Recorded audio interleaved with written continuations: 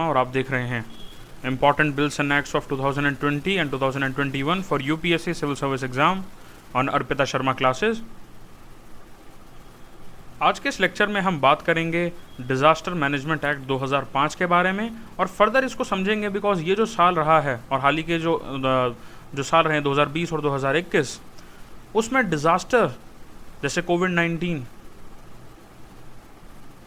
जो पेंडेमिक है इससे रिलेटेड डिज़ास्टर मैनेजमेंट एक्ट को काफ़ी बार यूज़ किया गया, इसलिए आपके आने वाले एग्जाम में इससे रिलेटेड क्वेश्चंस आपसे पूछे जा सकते हैं। प्रीलिम्स के पर्सपेक्टिव से भी जो फैक्ट बेस्ड नॉलेज है वो भी इसमें वीडियो में होगा।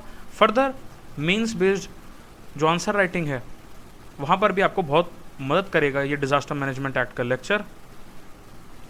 But before starting this lecture here a small announcement for all of you that Unacademy Combat, the most competitive gamified UPSC civil service exam battle, held on every Sunday 11 a.m.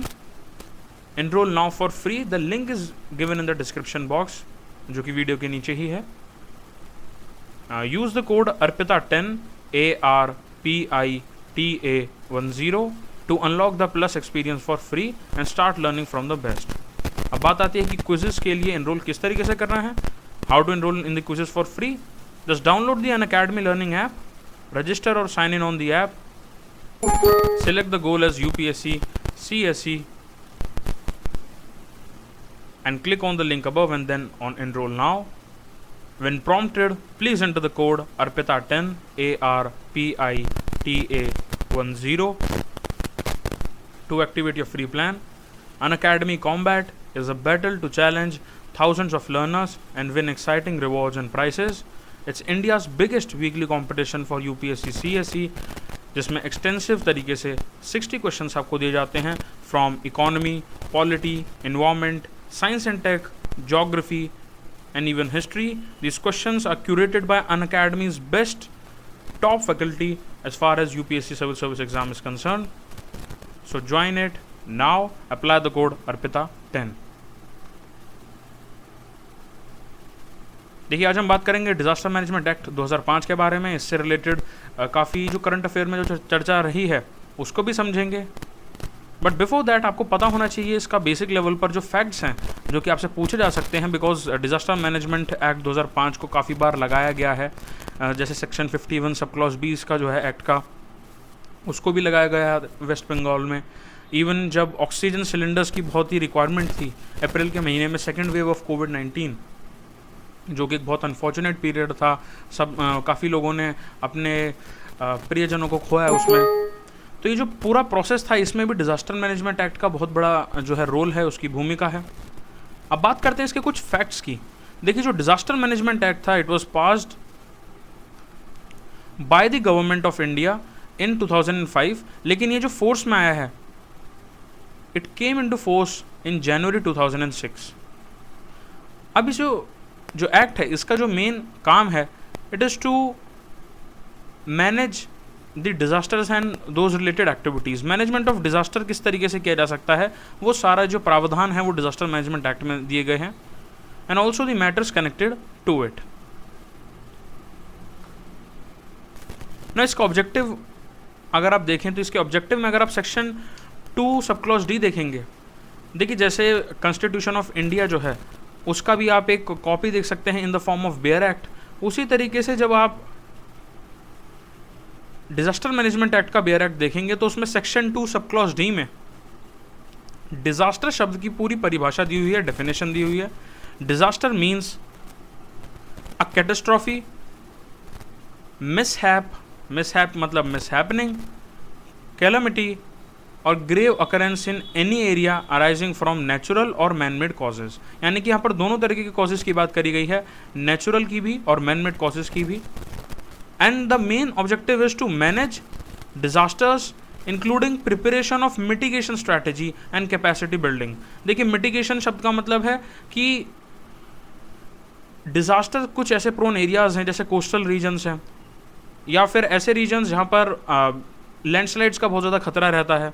तो वहाँ पर आपको पता है कि disaster किसी ना किसी दिन आएगा ही. तो वहाँ पर जो स्ट्रैटेजीज़ का यूज़ होता है those are strategies are known as the mitigation strategies.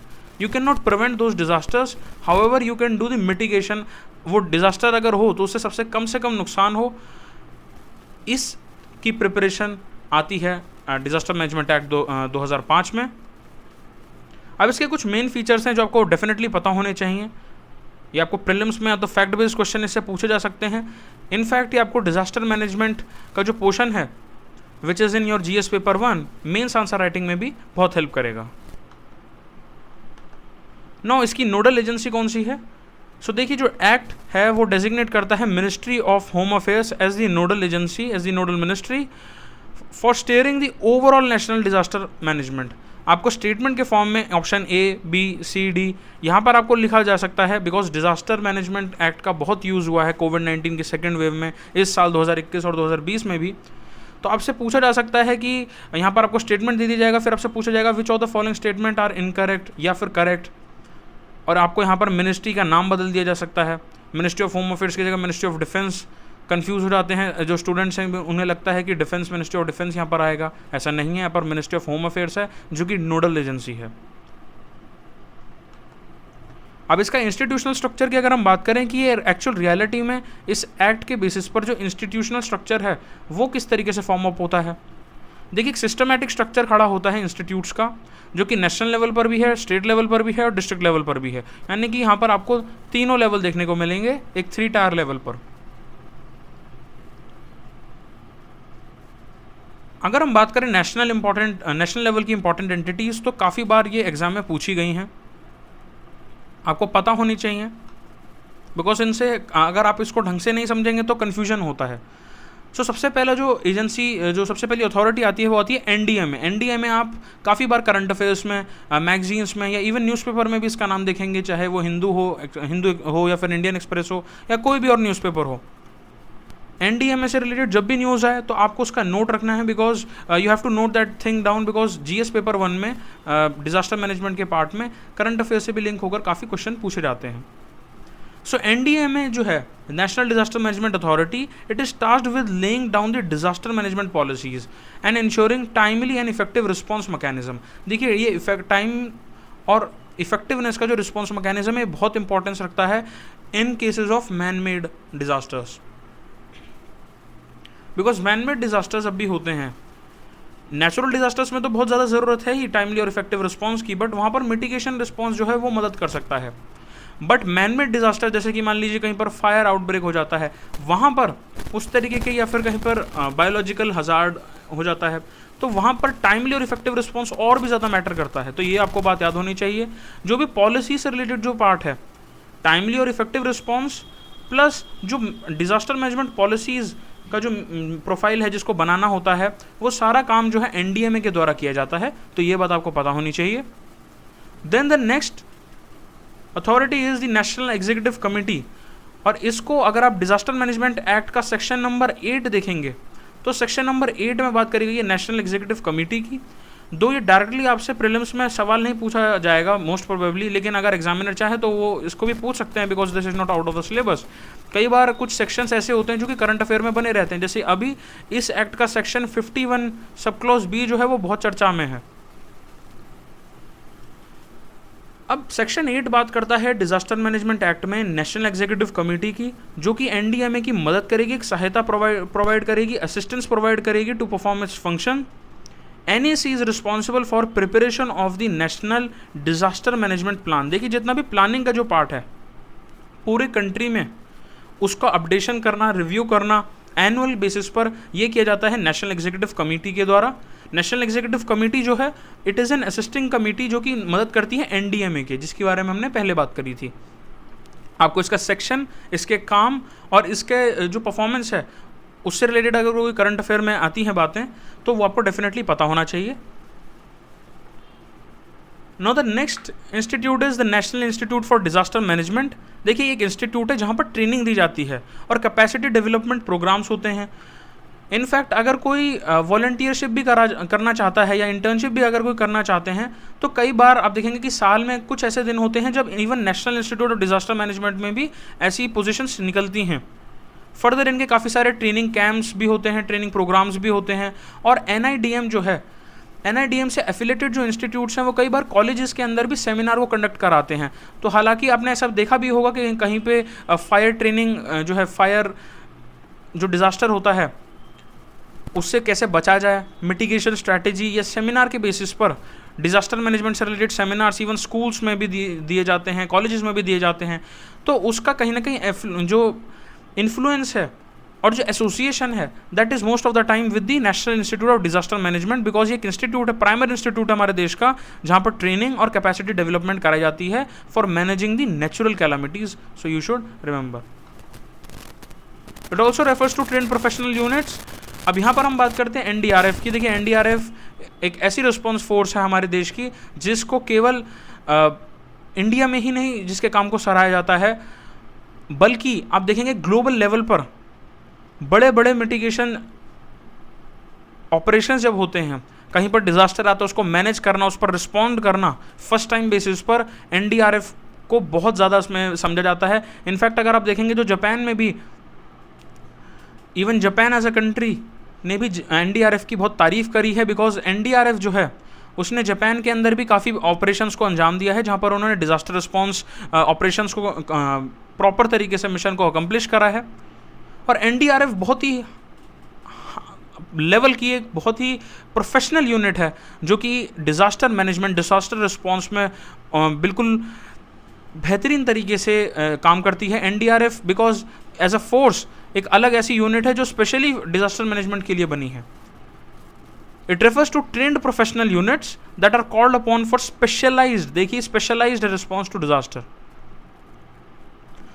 Most of the time आप देखेंगे दूसरे देशों में क्या होता है कि अगर किसी तरीके का डिजास्टरस जो है सिचुएशन आता है, जो कि नहीं आना चाहिए लेकिन अनफॉर्चुनेटली अगर आ जाता है, तो वहाँ पर आर्मी को डिप्लॉय करा जाता है, आर्मी की कुछ सब यूनिट्स को डिप्लॉय किया जाता है। बट इंडिया के अंदर NDRF जो है, नेशनल डिजास्टर रिस्पॉन्स फोर्स, वो स्पेशलाइज ही इस चीज़ में करता है, that is your disaster response and disaster management. तो ये बात आपको याद रखनी है। अब स्टेट और डिस्ट्रिक्ट लेवल पर भी अलग अलग तरीके की अथॉरिटीज़ हैं। अगर आप एक्ट को देखेंगे, disaster management act 2005, it provides for state and district level authorities. अब ऐसा इसलिए किया जाता है, देखिए नेशनल लेवल पर तो इम्प्लीमेंटेशन होता ही है, फर्दर जो फंडिंग का जो पार्ट है, और आप इंडिया की अगर आप देखेंगे जो जोग्राफिकल डाइवर्सिटी है, कहीं पर डेजर्ट है, कहीं पर प्लेटू है, कहीं पर प्लेन्स है, कहीं पर माउंटेन्स हैं, कहीं पर कोस्टल एरियाज़ हैं, इसके अंदर इतने ज़्यादा चेंजेस की वजह से एक नेशनल लेवल बॉडी या नेशनल लेवल पर अथॉरिटीज़ का केवल होना दैट वाज नॉट सफिशिएंट। इसलिए इस एक्ट के माध्यम से स्टेट डिजास्टर मैनेजमेंट अथॉरिटी भी बनाई गई, और फर्दर उनको और छोटे लेवल पर अगर हम डिवाइड कर देते तो डिस्ट्रिक्ट डिजास्टर मैनेजमेंट अथॉरिटी भी बनाई गई हैं। तो ये भी बात आपको याद रखनी है। अगर हम बात करते हैं फाइनेंस की, कि फंडिंग जो है वो कहाँ से आता है, फाइनेंशियल मैकेनिज्म कहाँ से आता है, because at the end of the day किसी भी तरीके का अगर आप ऑपरेशन को अंजाम दे रहे हैं, चाहे वो डिजास्टर मैनेजमेंट या मिटिगेशन स्ट्रैटेजी से रिलेटेड ही ऑपरेशन क्यों ना हो, फाइनेंस बहुत इंपॉर्टेंट है। फाइनेंस अगर नहीं होगा, अगर आपके पास इकोनॉमी नहीं है, पावर नहीं है, पैसा नहीं है, कैपिटल नहीं है, तो उसको आप रियलिटी में इम्प्लीमेंट नहीं कर पाएंगे।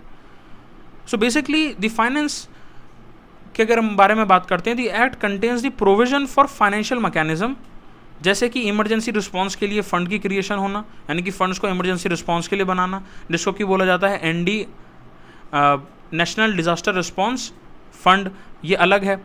एंड ऐसे छोटे छोटे सिमिलर फंड्स भी होते हैं स्टेट और डिस्ट्रिक्ट लेवल पर, और इन फंड्स को तब डिस्पर्स किया जाता है दो तरीके से, या तो डिज़ास्टर जब हो रहा है तब इन फंड्स को डिस्पर्स कर दिया जाए, जिससे कि ज़्यादा से ज़्यादा NDRF के मेंबर्स को वहाँ पर भेजा जा सके, रिसोर्सेज को वहाँ पर लगाए जा सके, जिससे कि लोगों की जान बचाई जा सके, और जो हमारे जो रिसोर्सेज हैं, जो प्रॉपर्टी है, जान माल का नुकसान ना हो। एक होता है कि पोस्ट डिज़ास्टर फंड्स, ये वो फंड्स होते हैं जो कि डिज़ास्टर होने के बाद दिए जाते हैं लोगों को। ऐसा भी हो सकता है अनफॉर्चुनेट इंसिडेंट्स जब कमिट हो जाते हैं कि किसी की जान जो है वो चली गई हो, जो कि नहीं होना चाहिए, लेकिन अनफॉर्चुनेट इंसिडेंट्स तो होते ही हैं। अब ऐसे केस में कंपेंसेशन वगैरह का जो पार्ट है, डायरेक्ट बेसिस पर जब CM या फिर PM के ऑफिस के मैकेनिज्म के लेवल पर नहीं हम बात करते हैं, जब हम directly national disaster response fund के लेवल पर बात करते हैं, तो पोस्ट डिजास्टर भी फंड्स दिए जाते हैं। और कुछ ऐसे फंड्स होते हैं जो कि मिटिगेशन के लिए प्री डिजास्टर के टाइम पर भी दिए जाते हैं, यानी कि डिजास्टर से पहले, डिजास्टर के समय और डिजास्टर के बाद तीनों ही लेवल पर अलग अलग सिमिलर फंड्स होते हैं। और ऐसा ही एक इमरजेंसी का बड़ा जो फंड है वो माना जो फंड है वो है नेशनल डिजास्टर रिस्पॉन्स फंड। अब देखिए कुछ इसमें सिविल और क्रिमिनल लायबिलिटीज़ के बारे में भी इस एक्ट में बताया गया है, 2005 का जो एक्ट है, और यही एक्ट का सेक्शन 51 अभी हाल फिलहाल में जून में यूज़ हुआ है वेस्ट बंगाल में, section 51 of this act. The act also devotees several section जिनमें सिविल और क्रिमिनल लायबिलिटीज़ लग सकती हैं अगर आपने वॉयलेट करे हैं इन एक्ट्स के प्रोविज़न को, इस एक्ट के प्रोविज़न को। जैसे कि अगर आपने सेक्शन 51 जो है एक्ट का, उसमें बात करी जाती है कि अगर किसी ने भी if anyone refusing to comply with the orders is liable for punishment with imprisonment of up to 1 year, या तो फाइन होगा और या फिर फाइन और इम्प्रिजनमेंट दोनों होगा। और अगर इस रिफ्यूज़ल की वजह से अगर आपने कंप्लाई नहीं करा एज पर दी पॉलिसी तो और उससे लोगों की अगर डेथ भी हो जाती है, तो वे जो व्यक्ति जिसके कारण ये डेथ हुई, जिसने रिफ्यूज़ करा to comply with this section and with this act, उनको फर्दर इम्प्रिजनमेंट जो है वो 2 साल तक की भी सज़ा हो सकती है। अब बात आती है कि न्यूज़ में क्यों है। देखिए इस साल तो बहुत बार मार्च के महीने में भी ये जो है एक्ट यूज़ हुआ है, फर्दर यही एक्ट अप्रैल में भी यूज़ हुआ जब कोविड-19 की सेकेंड वेव आई 2021 में, और उसके बाद जून में भी ये यूज़ हुआ। अगर अप्रैल 2021 की बात करें, मिनिस्ट्री ऑफ होम अफेयर्स ने इसको इन्वोक कर दिया था डिजास्टर मैनेजमेंट एक्ट को 2005 को, जिससे कि इंटरस्टेट मूवमेंट में फ्री इंटरस्टेट मूवमेंट किया जा सके उन व्हीकल्स का जिनके अंदर ऑक्सीजन कैरिंग है, जिनको बार बार टोल नाकों पर रोका ना जाए, टोल प्लाजास पर रोका ना जाए, टोल टैक्स वसूली के लिए रोका ना जाए, फ्री इंटरस्टेट मूवमेंट और बहुत ही स्ट्रीमलाइन मूवमेंट हो। इसलिए आप देखेंगे कि बहुत बड़ा एक इशू था अप्रैल में। अगर हम बात करें कोविड-19 के पेंडेमिक के समय, सेकेंड वेव के समय, ऑक्सीजन का मिलना एक बहुत बड़ी बात थी। ऐसे कि इसमें होम अफेयर्स ने, मिनिस्ट्री ऑफ होम अफेयर्स ने सबसे पहले एनडीएमए को लगाया और डिजास्टर मैनेजमेंट एक्ट को लगाया 2005 को, और फ्री इंटरस्टेट मूवमेंट कर दिया उन सभी व्हीकल्स पे जो कि ऑक्सीजन कैरिंग थे। इससे पहले मार्च 2020 में भी गवर्नमेंट अथॉरिटीज़ ने इसको इन्वोक किया था for the novel corona virus outbreak in the country. एक और बहुत ज़्यादा इंपॉर्टेंट बात हुई है जो कि अप्रैल 2020 में आप देखेंगे कि MHA ने, यानी कि मिनिस्ट्री ऑफ होम अफेयर्स ने, होम मिनिस्ट्री ने स्पिटिंग जो है, यानी कि जो थूकने की जो गंदी आदत है लोगों को, जो एक बहुत बैड हैबिट है जिसकी वजह से कोविड-19 और फैल सकता था, उसको भी पनिशेबल ऑफेंस बना दिया था in public. If you are spitting in public, if you are not spitting in the private places और इन दी मेंस रूम और इन दी बेसिकली वॉशरूम या रेस्ट रूम, अगर आप पब्लिक में स्पिट कर रहे हैं, उसकी वजह से कोविड-19 जैसी बीमारी और फैल सकती थी, इसलिए इसको पनिशेबल ऑफेंस बना दिया गया। Further these guidelines issued by the ministry under the DM act also made the binding in the states कि अगर आपने मास्क नहीं पहना हुआ है पब्लिक प्लेसेस में तो आपके ऊपर कार्रवाई की जाएगी, और ये हम सभी ने देखा भी है। यानी कि मास्क का पहनना, स्पिट ना करना अप्रैल में 2020 में, ये प्रीवियस यूज है ऑफ दिस एक्ट। अप्रैल 2021 में इसका free interstate movement oxygen carrying vehicles का, ये भी इसका एक बहुत इंपॉर्टेंट यूज़ है। तो आप ये मेंस आंसर राइटिंग में यूज़ इसका लिख सकते हैं। फर्दर अगर मार्च 2020 की बात करें, यानी कि पिछले साल की बात करें, तो आपने देखा होगा कि हज़ारों माइग्रेंट्स जो हैं वो आनंद विहार रेलवे स्टेशन जो कि दिल्ली में है, वहाँ पर इकट्ठे हो गए थे, बहुत सारे गैदर हो गए थे। और इस गैदरिंग को रोकने के लिए, बिकॉज कंट्री वाइड जब लॉकडाउन लग गया था, तो माइग्रेंट्स जो हैं, जो माइग्रेंट वर्कर्स हैं, उनको बहुत ज़्यादा डर था कि अब आगे क्या होगा। उनकी जो फाइनेंशियल एक्टिविटीज़ थी वो सारी बंद हो चुकी थी, देश के अंदर एक अलग ही माहौल था। सो 2 Delhi government officers were served show cause notice by the centre under the DM act, because उन्होंने अपनी प्रॉपर तरीके से ड्यूटी जो है उसे नहीं निभाया था in this whole process of the gathering of the migrants at Anand Vihar railway station in March 2020, यानी कि पिछले साल।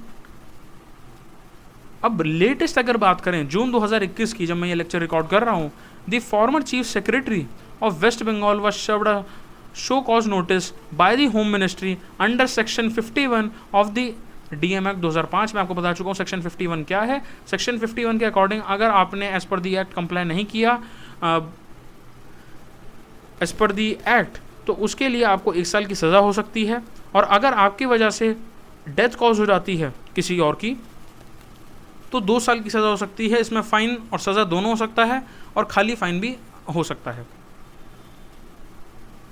The notice was issued because जो सेंटर ने जो डायरेक्शन दी थी to attend the review meeting on cyclone as chaired by the prime minister in Bengal's Kalaikunda, उसको माना नहीं गया था और उसको फेल कर दिया गया था, उसको माना नहीं गया था, कंप्लाई नहीं किया गया था उसकी वजह से, जिसकी वजह से सीधा वायलेशन जो है सेक्शन 51 सब क्लॉज बी का डीएम एक्ट का 2005 में जो बना था उसको यहाँ पर लगा दिया गया on the former chief secretary of West Bengal, जिनके पास एक नोटिस भी आया था। मैं आपको फिर से बता देता हूँ what does section 51 sub clause B of the DM act says. आपके पास अगर बेयर एक्ट है तो आप बेयर एक्ट में डायरेक्टली पढ़ सकते हैं, जो डिजास्टर मैनेजमेंट एक्ट का जो बेयर एक्ट है, that the section prescribes punishment for obstruction for refusal to comply, देखिए comply शब्द का प्रयोग है, with any direction given by or on behalf of the central government or the state government or the national executive committee or the state executive committee or the district authority under the act, under which act, under disaster management act। because देखिए जब disaster आता है तो disaster को mitigate करना pre disaster, during the disaster और even post disaster पर comply करना रूल्स के साथ बहुत इंपॉर्टेंस रखता है। बिकॉज जो नेशनल लेवल कमिटीज़ हैं, जो स्टेट गवर्नमेंट है, उनके पास एक्सपर्ट्स हैं, उनके पास रिसर्चर्स हैं, उनके पास पूरा मैकेनिज्म सेटअप है। इनफैक्ट स्टेट गवर्नमेंट पर और नेशनल एग्जीक्यूटिव कमेटी और स्टेट एग्जीक्यूटिव कमेटी और इवन डिस्ट्रिक्ट अथॉरिटी के पास इसकी नॉलेज होती है। तो अगर किसी भी केस में जो कोई एडमिनिस्ट्रेटर है अगर वो फॉलो नहीं करते हैं इस एक्ट को, इन पर्टिकुलर प्रावधानों को, then in that case section 51B के अकॉर्डिंग पनिशमेंट फॉर ऑब्स्ट्रक्शन लग सकता है। Anyone refusing to comply with the orders is liable for the punishment of up to 1 year, या तो आपके पास फाइन लगेगा या तो 1 साल की सजा यानी कि इम्प्रिजनमेंट, और हो सकता है दोनों ही लग जाएं। अगर किसी की डेथ हो जाती है तो उस केस में इम्प्रिजनमेंट जो है वो 2 साल तक भी जा सकती है। अब देखिए इसमें 2 इंपॉर्टेंट रिजर्वेशंस आते हैं, यानी कि इसमें 2 इंपॉर्टेंट बातें करी जाती हैं under this act. Under the act, the action on the part of the person has to be without reasonable cause and failure of an officer to perform the duty without due permission or lawful excuse। इसलिए आप देखेंगे कि जब भी disaster management act को लगाया जाता है कहीं ना कहीं कोई ना कोई केस सेक्शन 51 का सब क्लॉज बी का हमारे देश में कहीं ना कहीं देखने को मिलता ही है। Because there are chances where they are failure of an officer to perform the duty without the permission और with a proper lawful excuse. तो ऐसा काफ़ी बार देखने को मिलता है, ये कोई नई चीज़ नहीं है, बट अक्सर ही करंट अफेयर में रहता है। तो आपको इस साल तो ये रहा है, जून के महीने में भी ये रहा है सेक्शन 51B, तो आपको पता होना चाहिए। अब बात आती है कि चैलेंजेस क्या क्या हैं इस एक्ट के। देखिए सबसे बड़ा जो चैलेंज है वो है absence of disaster prone zones. One of the most glaring inadequacies in the act ये है कि वहाँ पर डिजास्टर प्रोन जोन्स के बारे में प्रॉपर जिक्र नहीं किया गया है। अगर आप और दूसरी जगह पर देखेंगे जो लेजिस्लेशन इसी तरीके के और देशों में बने हैं वहाँ पर डिजास्टर प्रोन जोन्स का डेफिनेटली क्लॉज होता है। वहाँ पर उन्होंने अपना, जैसे मान लीजिए इनका एक कंट्री है तो उस कंट्री के अंदर सर्टेन जोन्स को डिजास्टर प्रोन जोन्स बनाया हुआ है और उसमें भी ग्रेड अप करा होता है, ग्रेड 1, ग्रेड 2, ग्रेड 3, ग्रेड 4। इस तरीके की जो बातें हैं, प्रॉपर जो क्लैरिफिकेशन है वो इस एक्ट में नहीं देखने को मिलती 2005 के एक्ट में। Also the state can not be expected to play a proactive role unless उसके पर्टिकुलर किसी एरिया को डिजास्टर प्रोन आपने घोषित ना किया हो। बिकॉज अगर आप इसे क्लासीफाई कर देते हैं तो बहुत ईजीली हेल्प हो जाती है to determine the extent of damages. Suppose कीजिए अगर इस पूरे एरिया में कहीं भी डिजास्टर आता है और आपको पता है कि यहाँ पर ये 3 जो जोन है ये डिजास्टर प्रोन जोन है, तो आपको पता है कि यहाँ पर सबसे ज़्यादा जो है मिटिगेशन स्ट्रैटेजीज और सबसे ज़्यादा रिसोर्स की एलोकेशन और रिक्वायरमेंट यहाँ पर इन 3 जोन्स में है, तो आप उसी तरीके से अपने प्लान को भी बनाएंगे। अगर आपको मैदान में यही नहीं पता कि मैदान के अंदर कौन कौन से एरियाज़ हैं जिनको आपको मार्क करना चाहिए, जहाँ पर अच्छे से आप अपना मैकेनिज्म लगा सकते हैं या फिर अपना जो डिज़ास्टर प्रोन स्ट्रैटेजीज है उनको लगा सकते हैं, और पूरे मैदान की अगर आप छानबीन करते हैं, अगर आप उसको चेक करते हैं, उसके मैकेनिज्म को समझते हैं, तो उसमें समय लग सकता है। और डिजास्टर जब भी आता है तो चीज़ें क्विक होनी चाहिए, और अगर आप पहले से ही डिजास्टर प्रोन जोन्स को घोषित कर दें, क्लासीफाई कर दें, तो ईजी हो जाता है अथॉरिटीज़ के लिए भी। लेकिन ये प्रावधान जो है डायरेक्टली, ये आर्बिट्रेरीनेस इसमें बहुत देखने को मिलती है, डायरेक्ट सेंस में क्लियर कट बेसिस पर ये डिजास्टर मैनेजमेंट एक्ट में नहीं इसका कोई भी जिक्र।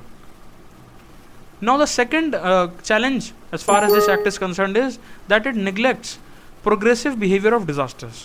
देखिए डिजास्टर जो है इसमें हर एक डिजास्टर को the act portrays every disaster as a sudden occurrence and completely fails to take into account that ऐसे भी काफ़ी डिजास्टर हैं जो कि प्रोग्रेसिव है नेचर में, प्लस वो काफ़ी बार होते ही रहेंगे। जैसे जहाँ पर जो लैंडस्लाइड प्रोन एरियाज हैं वहाँ पर लैंडस्लाइड्स आएंगे ही आएंगे, जैसे ही बरसात होती है या फिर डिफॉरेस्टेशन की अगर एक्टिविटीज़ वहाँ पर बढ़ी हैं तो ये होगा ही। तो वहाँ पर मिटिगेशन स्ट्रैटेजीज लगाना बहुत ज़रूरी है। अब इसका एग्जाम्पल आप देख सकते हैं, जैसे 2006 में 3,500 people were affected by dinghy, a disease with history of outbreaks in India, yet no effective mechanism was there. इसी तरीके से TB यानी कि tuberculosis is still known to kill thousands of people in the country, but since its occurrence कोई भी तरीके का इस प्रोग्रेसिव बिहेवियर ऑफ डिजास्टर को समझने के लिए कोई भी पर्टिकुलर चेंज नहीं देखने को मिला है even as per this act. और फर्दर आपको ये भी पता होना चाहिए कि जैसे जैसे सोसाइटीज़ और कॉम्प्लेक्स होंगी तो जो डिज़ास्टर है जो अकर होगा उसमें भी कॉम्प्लेक्सिटी आएगी, और इसी कॉम्प्लेक्सिटी के बिहेवियर को कहा जाता है प्रोग्रेसिव बिहेवियर ऑफ डिज़ास्टर। आप सपोज कीजिए जहाँ पर एक जो ट्राइब है जो कि जंगल में रहते हैं या फॉरेस्ट में रहते हैं, वो manmade disaster like nuclear weapons, like nuclear disasters जो हैं या बायोलॉजिकल डिज़ास्टर्स हैं उनसे काफ़ी दूर रहेंगे, बिकॉज जैसे जैसे सोसाइटी कॉम्प्लेक्स होगी डिज़ास्टर का जो मैकेनिज्म है, जो डिज़ास्टर का जो लेवल है, इंटेंसिटी है, वो भी और कॉम्प्लेक्स होता जाएगा, और ये कॉम्प्लेक्सिटी जो है शो करता है प्रोग्रेसिव बिहेवियर ऑफ डिज़ास्टर को। तो ये जो बात है, ये मॉडर्न अप्रोच और ये आउटलुक जो है it is not in this act. Further इसमें काफ़ी बार ओवरलैपिंग फंक्शंस देखने को मिलते हैं, और ये एक ऐसी चीज़ है जो कि आपको काफ़ी इवन इनफैक्ट इकोनॉमिक पॉलिसीज़ में भी देखने को मिलेगी, जहाँ पर पॉलिसीज़ बहुत ज़्यादा लगाई जाती हैं, यूज़ की जाती हैं, अप्लाई की जाती हैं, इम्प्लीमेंट की जाती हैं, बट कहीं ना कहीं ओवरलैप हो जाती हैं और वो अच्छे से काम नहीं कर पाती। The act also calls for establishment of multiple level, यानी कि नेशनल लेवल पर अलग बात की जाती है, लोकल अथॉरिटी के लेवल पर अलग बात की जाती है, स्टेट लेवल अथॉरिटीज़ पर अलग बात की जाती है। अब इससे ओवरलैपिंग हो जाता है। अगर कोई डिज़ास्टर आता है, डिज़ास्टर के टाइम पर वैसे ही सिचुएशन इतनी स्ट्रेसफुल होती है, और अगर एक clear cut standard operating procedure नहीं है कि 1 के बाद 2 और 2 के बाद 3 आएगा और 3 के बाद 4, यानी कि अगर प्रॉपर स्टेप्स की तरीके से आपने काम नहीं किया तो डिज़ास्टर जैसी इमरजेंसी सिचुएशन में और ऐसी बहुत स्ट्रेसफुल सिचुएशन में ये इतनी सारी अथॉरिटीज़ एक साथ आकर ओवरलैप कर सकती हैं, जिससे सिचुएशन जो है वो अच्छे से सही होने की बजाय और वर्स्ट हो सकती है। यानी कि डिज़ास्टर जो आया है उसको हटाने के लिए, उसको प्रिवेंट करने के लिए, उसको ठीक करने के लिए, उसके इफेक्ट्स को हटाने के लिए इतनी ज़्यादा वहाँ पर एजेंसीज काम करने लग जाएंगे कि उससे एक सेकंड तरीके का डिज़ास्टर एक और क्रिएट हो जाएगा। ये बिल्कुल ऐसा ही है कि कहीं पर अगर अर्थक्वेक हुआ किसी बिल्डिंग में और अर्थक्वेक से इनफैक्ट लोग बचे तो नहीं, उल्टा वहाँ पर स्टैम्पीड जो है भगदड़ मच गई, जिसकी वजह से भगदड़ की वजह से और लोग मर गए जितने अर्थक्वेक से नहीं मरे। तो ये जो प्रोसेस है ये ओवरलैपिंग फंक्शंस में देखने को मिलता है बाय दिस एक्ट, बिकॉज इसमें बहुत ज़्यादा बार ओवरलैप हो जाता है। कई बार इस ओवरलैप की वजह से स्टेट अथॉरिटीज़ और लोकल अथॉरिटीज़ के जो एडमिनिस्ट्रेटर्स हैं उनके बीच में डिस्प्यूट अराइज हो जाता है। The local authorities who have very valuable role to play in the wake of any disaster barely find a mention at all, because ज़्यादातर बात की जाती है नेशनल लेवल की ही। So there are no substantive provisions to guide them and merely a minor reference is there कि बस आप necessary measure लेते रहें, लेकिन ये necessary measure at the time of emergency जो है इतने काम नहीं आ पाते। Also procedural delays और inadequate technology। देखिए procedural delay तो होगा ही, इतने बड़े लेवल पर जब ओवरलैप होगा, नेशनल लेवल भी है, स्टेट लेवल भी है, डिस्ट्रिक्ट लेवल भी है, लेकिन उसमें कोई भी पर्टिकुलर स्टैंडर्ड ऑपरेटिंग प्रोसीजर, जैसे कि प्राइवेट कंपनीज़ में आप देखेंगे कि डिज़ास्टर को मिटिगेट करने के लिए मिटिगेशन स्ट्रैटेजी जो यूज़ होती हैं, या और जो दूसरे देश हैं वहाँ पर जो चीज़ें यूज़ होती हैं वहाँ पर SOP यूज़ होता है जिसको कहते हैं स्टैंडर्ड ऑपरेटिंग प्रोसीजर, लेकिन वो इसमें लैकिंग है, एब्सेंस इसकी देखने को मिलती है इन दी डिज़ास्टर मैनेजमेंट एक्ट। और अगर ओवरलैप होगा तो ओवरलैप की वजह से, देखिए ओवरलैप की वजह से रिस्पॉन्स जो है उसमें भी डिले आएगा, उसमें भी समय लगेगा, और inappropriate implementation of these plans and policies are also one of the major challenges.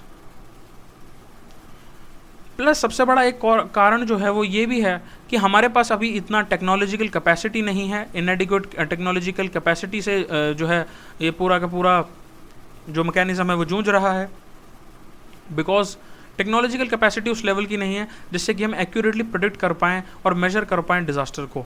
और अगर डिज़ास्टर आ भी जाता है तो उसको वापस से उन चीज़ों को सुधारा जा सके। अगर आप देखेंगे इन कंट्रीज़ लाइक जापान, अगर डिज़ास्टर, पहली बात तो जो मिटिगेशन स्ट्रैटेजी वही बहुत अच्छी है for the pre disaster mode. उसके बाद इनफैक्ट जब डिज़ास्टर आता है उस समय भी बहुत अच्छे से काम कर पाते हैं। फर्दर पोस्ट डिज़ास्टर पर भी जो चेंज है, जो टेक्नोलॉजिकल कैपेसिटी होनी चाहिए जिससे कि आप प्रेडिक्ट कर पाएँ या मेजर कर पाएँ या इनफैक्ट डिज़ास्टर आने के बाद चीज़ों को ठीक कर पाएँ, वो बहुत क्विक होता है। लेकिन इंडिया में ऐसा नहीं है, बिकॉज इंडिया में कहीं ना कहीं अभी टेक्नोलॉजिकल कैपेसिटी में इनएडिक्वेसी देखी जा रही है। और ऐसा होप कर सकते हैं हम कि आगे आने वाले समय में ये जो पार्ट है, ये टेक्नोलॉजिकल जो टेक्नोलॉजिकल एडवांसमेंट इतनी नहीं है इस पार्ट में, ये जल्द ही सही होगी।